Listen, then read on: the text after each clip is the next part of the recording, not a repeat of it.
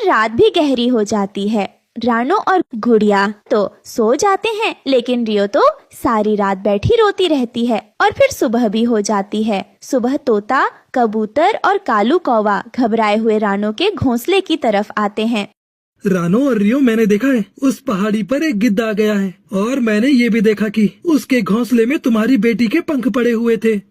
खा लिया उस जालिम ने मेरी बेटी को। मैं क्यों चली गई थी भोजन की तलाश में? अगर मैं ना जाती तो मेरी बेटी आज मेरे पास होती। अब क्या हो सकता है, हम मुकाबला भी तो नहीं कर सकते उस जालिम चील का। रानो, अब तो वो जालिम चील बारी बारी से हमारे बच्चे और अंडों को खाएगा, और फिर हमें। फिर वो सभी पक्षी बहुत ज्यादा परेशान हो जाते हैं और फिर वो सभी अपने अपने घर की तरफ चले जाते हैं। कालू, मेरा मन तो बहुत डर रहा है और मेरा जग्गू तो बहुत छोटा है, वो तो अभी उड़ भी नहीं पाएगा। अगर उसे वो शिकारी ले गया तो मैं तो मर ही जाऊंगी। आज वो फिर से आएगा और फिर ले जाएगा किसी न किसी बच्चे को।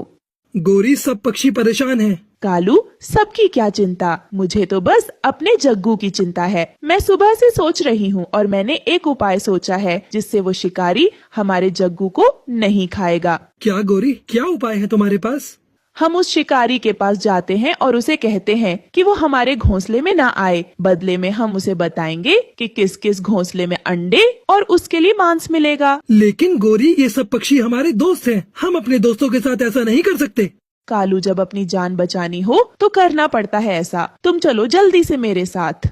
फिर कालू कौवा भी गौरी की बातों में आकर उसके साथ शिकारी की तरफ